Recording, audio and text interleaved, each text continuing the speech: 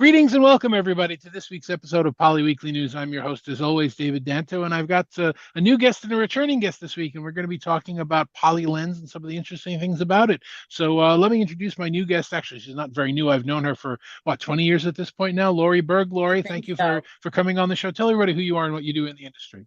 thanks, David. My name is Laurie Berg. I am the VP of Product Operations for Symphony at AVI-SPL. And yet, David, you just dated me because it has been since 2001. So but you were 13, so it's okay. It doesn't really matter. You're a kid at exactly, the time. exactly. Right. And joining us, of course, is my good friend and the person who does all the tinkering with our poly lens on here, Robert Manassero. Robert, say hi and remind everybody what you do. Hey, David, thanks for having me. It's always a pleasure to be on your show. Robert Manassero here, Director of Product Management, responsible for the Lens APIs and building out a partner ecosystem on the Lens platform. So I use Lens every day. I know a number of other people do as well. And you've been on the show a few times before. Give us a quick recap. Well, tell everybody what Lens is and where we've kind of developed it, what's going on with it, and then we'll break into some of the new stuff. Yeah, Lens, let's see, we first launched the Lens platform a little over 3.5 years ago at this point, I think, David. And it's now our centralized management and insights platform for all of our poly devices, right? So if you're in the office, if you're at home, wherever you're at, it's all reported into the Lens platform and given IT visibility into their devices that are deployed in the field and help them curate the experiences and see how they're being used and those sort of things, right? That's it. Keep going. And then it's about a year ago, I was on this show.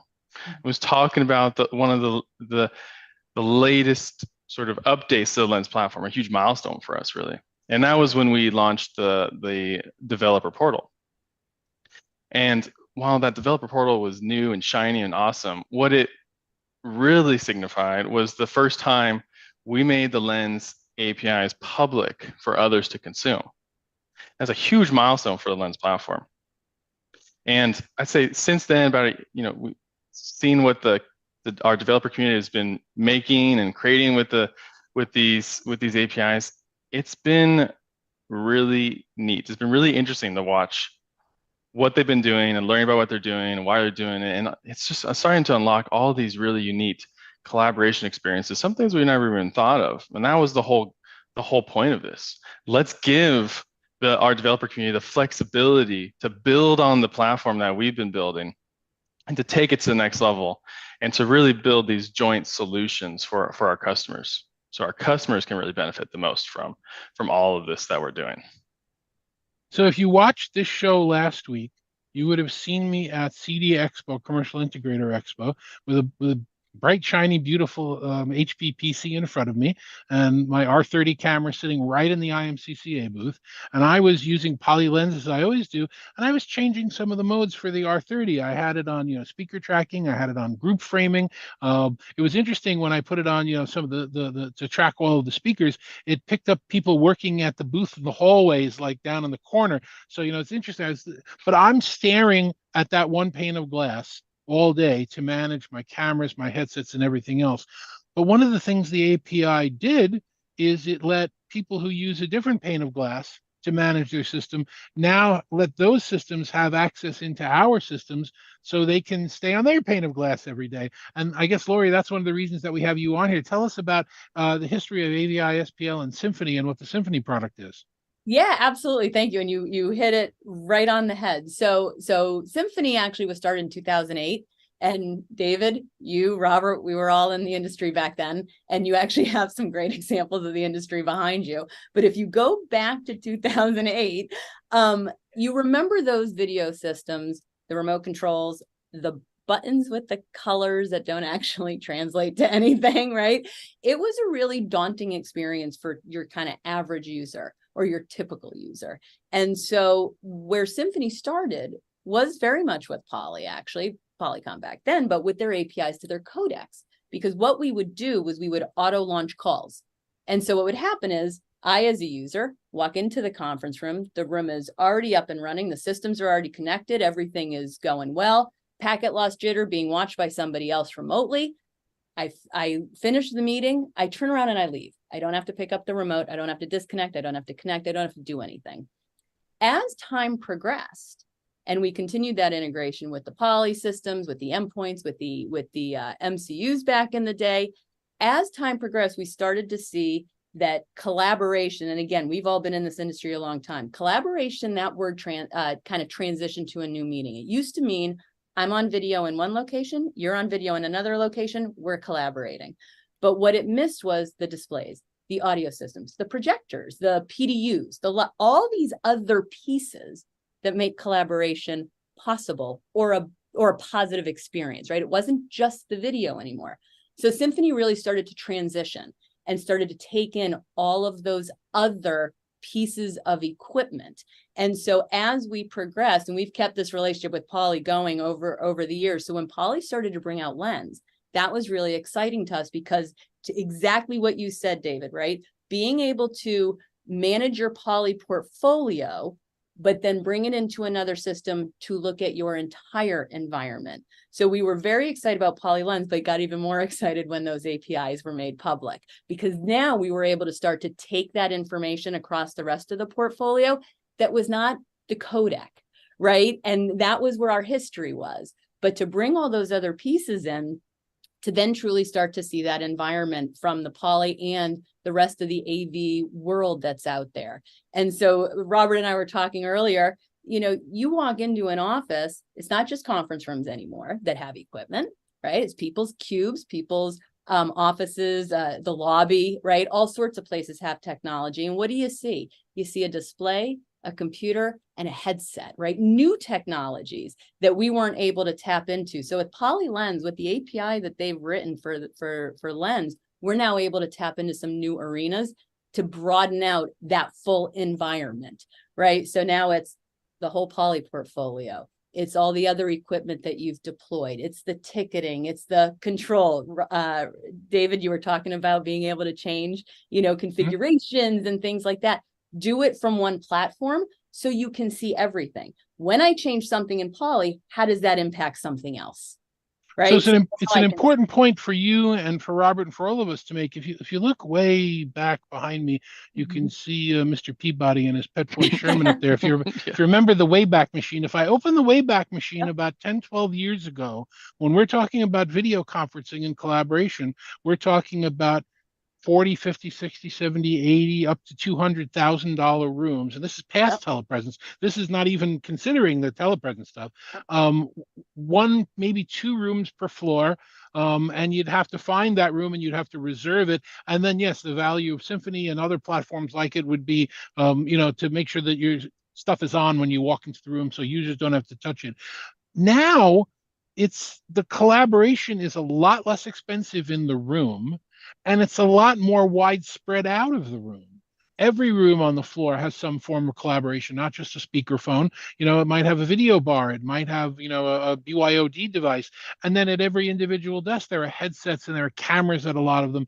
And now Symphony has the ability to manage and monitor that entire portfolio with what it did before, and obviously it grew, and what it's now tapping into with Poly Lens. So it's bringing everything together into that one place. Are most people using it for active management, or are most people using it just for monitoring and trouble reports and things like that?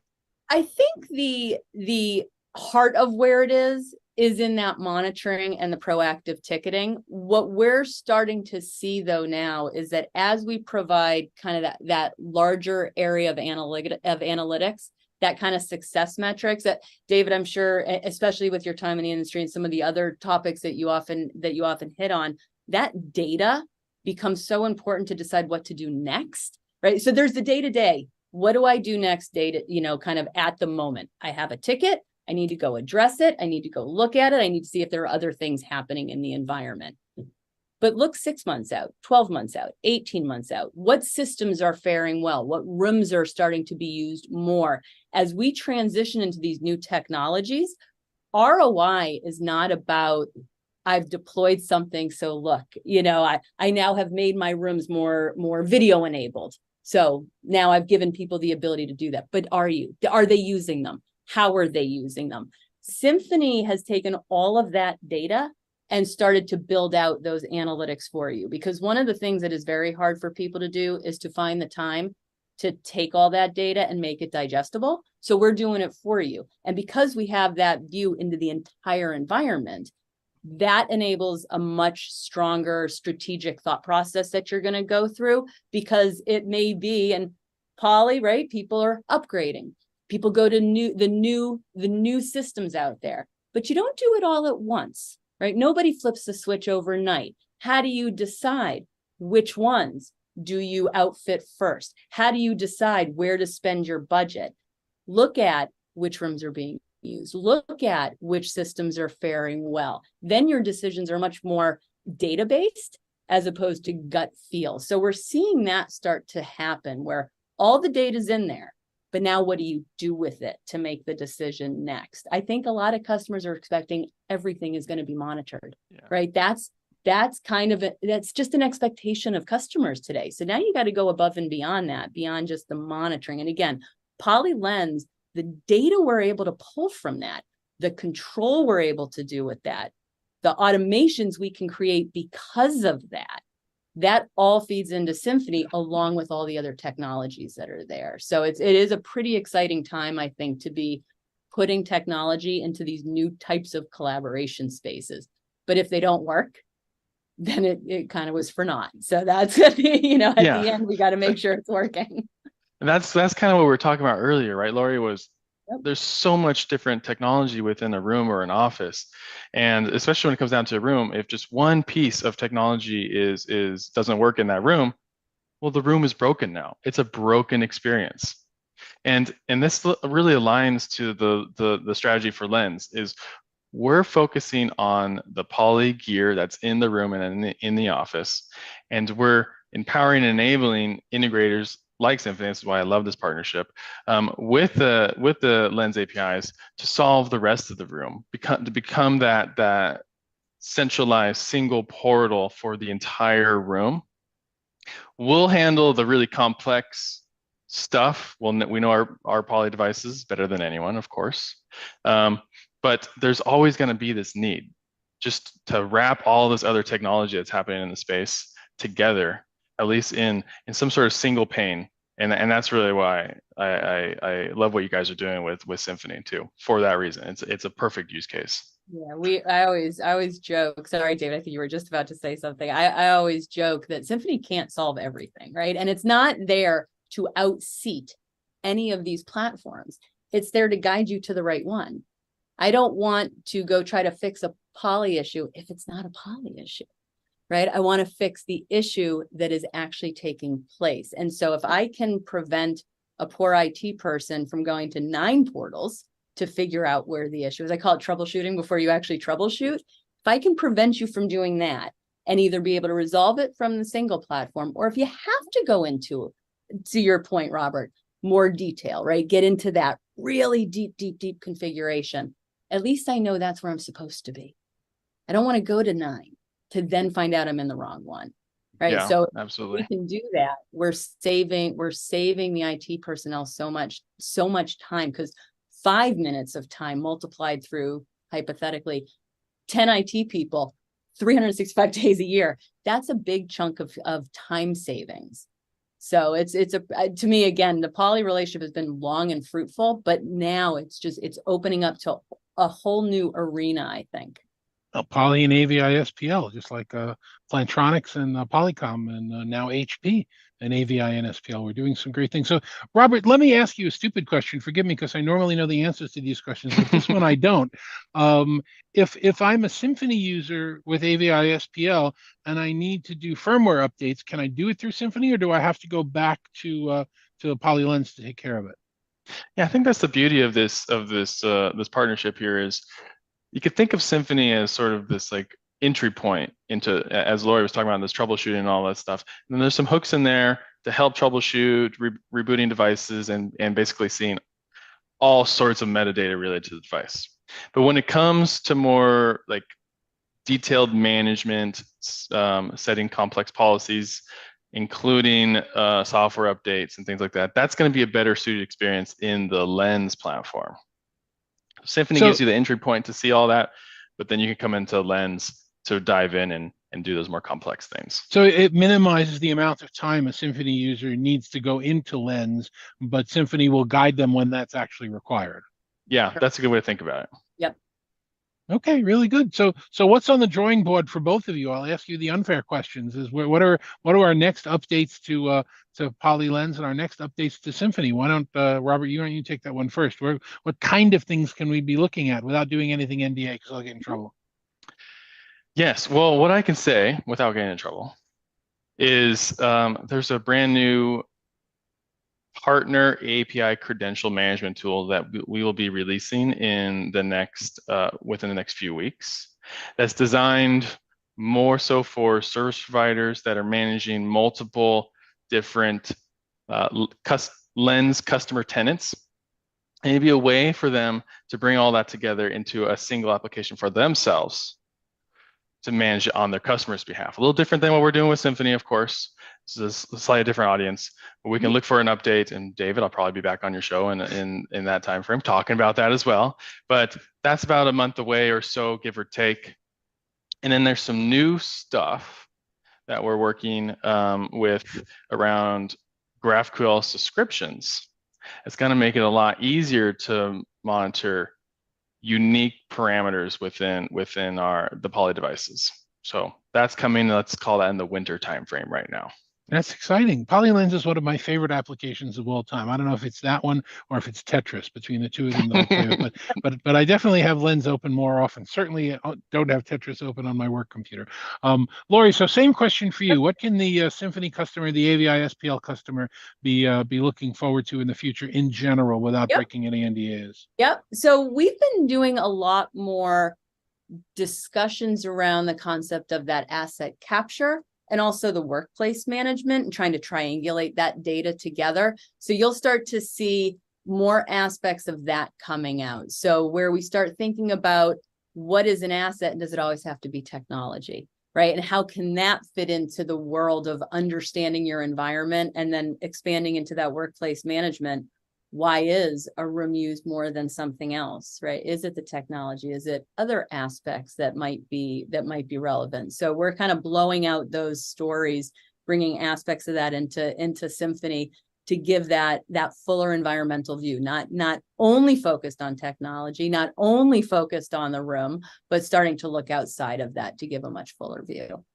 And Laurie, I don't want to put you on the spot. I know you're representing Symphony at AVI-SPL, but we can talk about the larger AVI-SPL world right now. You know, we are 3 years post-pandemic, although, you know, we're reading about, you know, more outbreaks of COVID, God forbid, but, you know, hopefully it won't be as bad now that we have treatments. But the world of work has changed. That's one thing that no matter who you speak with, whether it's a CEO or an employee or a knowledge worker, everything has changed. How is AVI-SPL adapting to those changes? Because I don't think people go to work anymore and expect 4 white walls and a cubicle. I think that what we think of as an office needs to change and modernize, and you guys are in a great position to do that. Yeah, I think there's a couple things that are happening. And I think it's not just happening at AVI-SPL. One being the space. Looking at, and this is a great point based on what we're talking about, that concept of collaboration, right? It's not just, to your point, David, you just go into work. You actually are going in to collaborate with other people, and you're trying to find those spaces that foster that. There was an article a few years ago during COVID where they were talking about, you know, when people started to get that video fatigue, right? Because it's such a start and stop. And so providing those places within the office that really foster that discussion, that open conversation, that collaboration, not just, again, coming in and sitting in your office and the only people you talk to are the ones over video.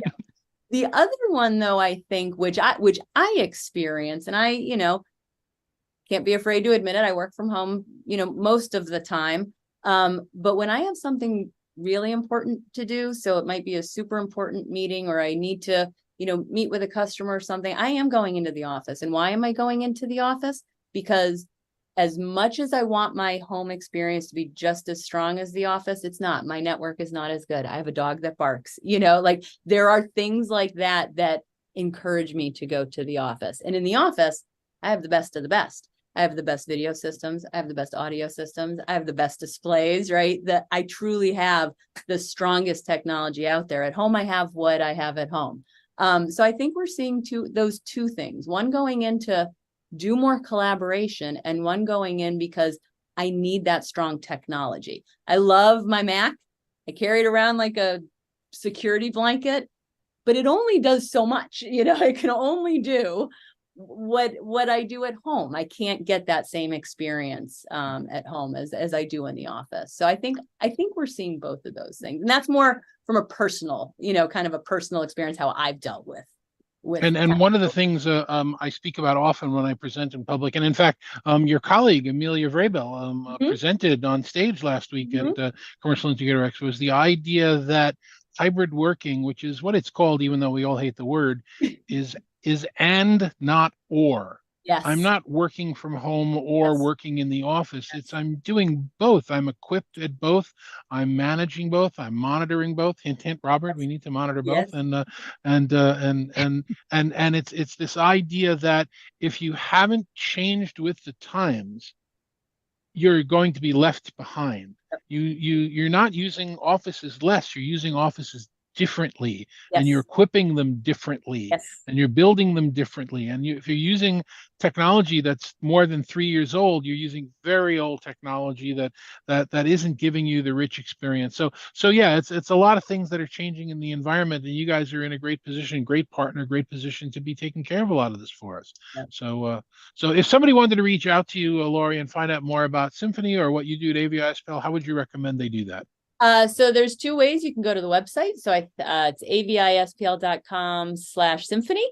You could always reach out to me directly. This is going out to public. All right, I'll give my email. It's laurie.berg@avispl.com. You can reach out to anybody at AVI. They'll find me. we do give our email on the show. I had one guest at one point who was giving his personal mobile phone number, and I had to edit that out. That's I'm not going to do that. So we appreciate it. Thank you for coming on the show, Laurie. Come back on again and let us know when you've made some changes. And Robert, same question for you. If somebody wants to find out more about PolyLens or what you do, or reach out to you, how do you suggest they do that? Yeah, there's a couple ways as well. So poly.com/lens is one of the easiest ways. api.lens.poly.com brings you to our developer portal. My personal email, my work email, I guess, is robert.manassero@hp.com. And the Lens pages are now live on hp.com too, so you can find them there as well.